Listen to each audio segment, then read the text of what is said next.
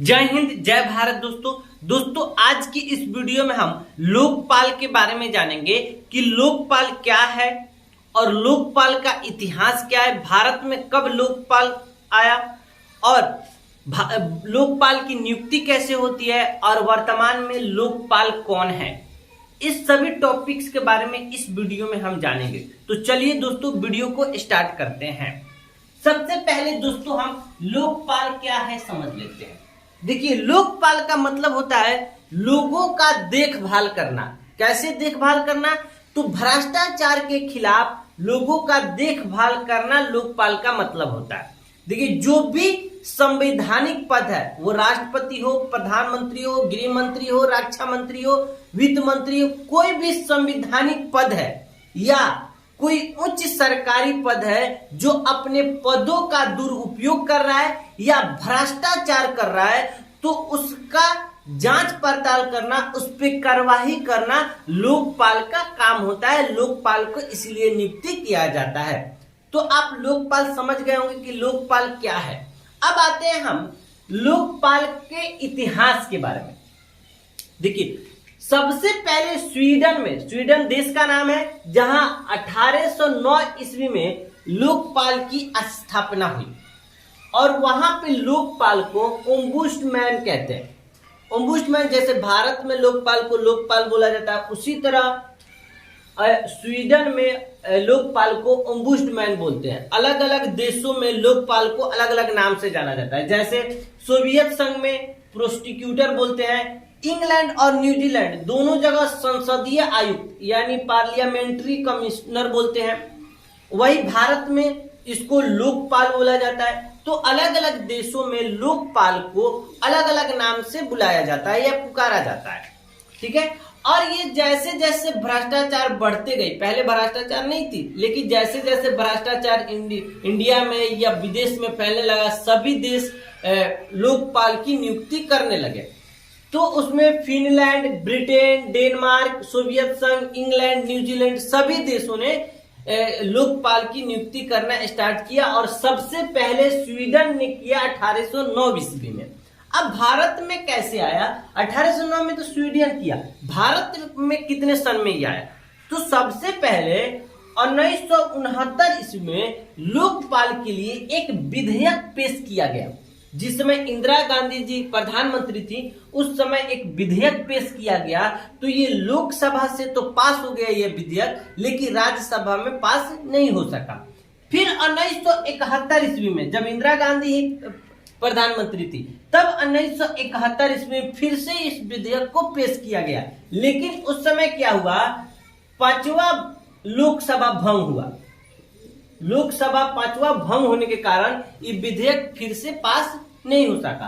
अब लोकसभा पांचवा भंग होने का मतलब है, जैसे इन लोग का कार्यकाल 5 साल का होता है और 5 साल लोकसभा चलता है, तो राष्ट्रपति लोकसभा को भंग करते हैं, फिर से इलेक्शन होती है, फिर सब चीज का गठन होता है, प्रधानमंत्री बनते हैं, गृह मंत्री बनते हैं। तो उसी तरह 1971 में 5वां लोकसभा क्या हुआ? भंग हुआ, जिसकी वजह से ये विधेयक 1971 में पास नहीं हो पाया। फिर क्या हुआ? 26 अगस्त 1985 ईस्वी को राजीव गांधी जब प्रधानमंत्री थे, तब फिर इस विधेयक को पेश किया गया।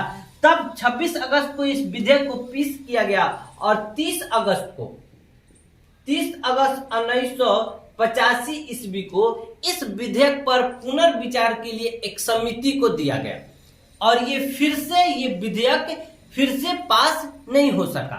तो इस तरह कई बार इस विधेयक को यानी लोकपाल विधेयक को पेश किया गया और कई बार ये फेल हुआ, पास नहीं हो सका।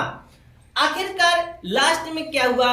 भारत के जो समाजसेवी अन्ना हजारे ने 2011 ईस्वी में लोकपाल के विधेयक पास कराने के लिए एक बहुत बड़ा आंदोलन चलाया, जिसे जन लोकपाल आंदोलन कहा जाता है। और ये इतनी बड़ी आंदोलन चला कि लोगों को इसके प्रति प्रेरित किया कि लोकपाल जो विधेयक है वो पास होना चाहिए। और कानून ये इतनी बड़ी क्रांति हुई कि आखिरकार 2011 ईस्वी में लोकपाल विधेयक को लोकसभा में पेश किया गया और लोकसभा में ये विधेयक 2011 में पास हुआ और राज्यसभा में फिर से ये कानून नहीं पास हुआ। राज्यसभा में फिर ये कानून लटके रह गया। तो अपने देश के ऐसे जो नेता हैं जो सबसे ज्यादा भ्रष्टाचार करते हैं, वो लोग कैसे चाहेंगे कि भ्रष्टाचार के खिलाफ कोई कानून बने कि उन्हीं लोगों पर कार्रवाई हो जाए। तो इंडिया में ज्यादातर नेता ऐसे हैं जिन पे किसी ना किसी चीज का किसी ना किसी बारे में उन पे FIR दर्ज है ही, उन पे कानूनी कार्रवाई चली रहा है, केस चली रहा है। तो नेता ही सबसे ज्यादा भ्रष्टाचारी हैं और वही लोग सबसे ज्यादा अपने पदों का दुरुपयोग करते हैं। अपने जान पहचान को रोड का ठेका दे देंगे, पुल बनाने का ठेका दे देंगे, डैम बनाने का ठेका दे देंगे। तो इसीलिए ये नेता चाहते कैसे कि ये विधेयक पास हो जाए, ये कानून पास हो जाए, उन्हीं लोगों पे ज्यादा ये पलड़ा भारी पड़ता।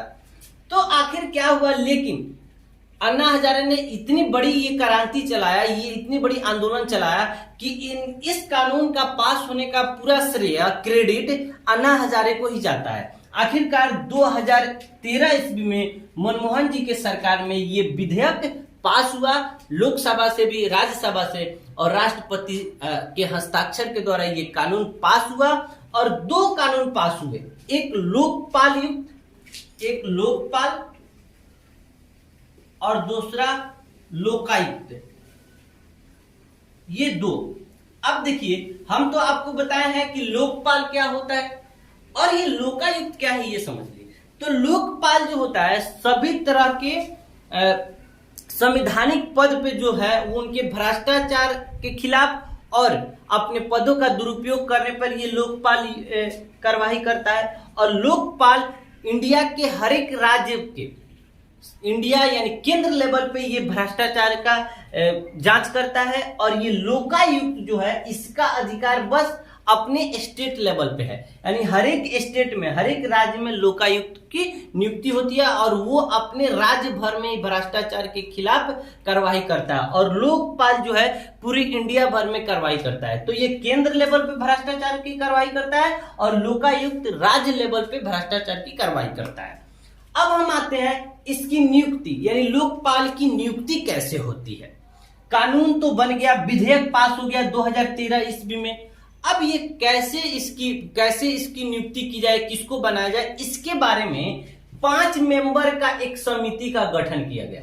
ये 5 मेंबर का एक समिति का गठन किया गया जिसमें प्रधानमंत्री, मुख्य न्यायाधीश का मतलब है सुप्रीम कोर्ट का जो मुख्य न्यायाधीश होगा, जिस समय जिसको नियुक्त किया जाएगा लोकपाल, उस समय का सुप्रीम कोर्ट का जो मुख्य न्यायाधीश होगा वो उसका मेंबर बनेगा। लोकसभा का अध्यक्ष, विपक्ष नेता और राष्ट्रपति, ये 5 मेंबर लोकपाल की नियुक्ति करेंगे। अब ये होता कैसे है, देखिए, ये 4 जो लोग हैं, ये वाले यानी प्रधानमंत्री, मुख्य न्यायाधीश, लोकसभा और विपक्ष नेता, ये 4 लोग लोकपाल के लिए चयनित करते हैं। ये लोग 4 जो लोग हैं, ये लोग चयन करते हैं कि हाँ, इस व्यक्ति को चयन किया जाता है लोकपाल के लिए। और जिसको चयनित किया जाता है उसको राष्ट्रपति के पास भेजा जाता है कि हाँ, इस व्यक्ति को, इस अधिकारी को लोकपाल के लिए नियुक्त किया है, चयनित किया गया है। तब राष्ट्रपति उसका क्या करता है, नियुक्त करता है। तो ये 4 व्यक्ति, प्रधानमंत्री, मुख्य न्यायाधीश, लोकसभा और विपक्ष नेता मिलके लोकपाल के लिए चयनित करते हैं और चयन करके राष्ट्रपति के पास भेजते हैं और राष्ट्रपति तब वो उसकी नियुक्ति करते हैं। अब देखिए, जो अभी तब ये क्या हुआ, ये 4 यानी प्रधानमंत्री, मुख्य न्यायाधीश, लोकसभा, विपक्ष नेता, ये 4 लोग मिलके 17 मार्च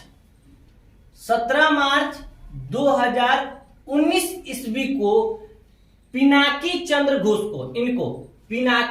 घोष को चयन किया और राष्ट्रपति के पास भेजा इन लोगों ने। तब राष्ट्रपति ने 19 मार्च को 2019 ईस्वी को लोकपाल की नियुक्ति किए। अब इसमें आपके जो लोकपाल नियुक्त किया गया उसमें विपक्ष नेता से कोई नहीं था। इसमें एक कंडीशन है विपक्ष नेता में कि कम से कम 10% सीट होना चाहिए।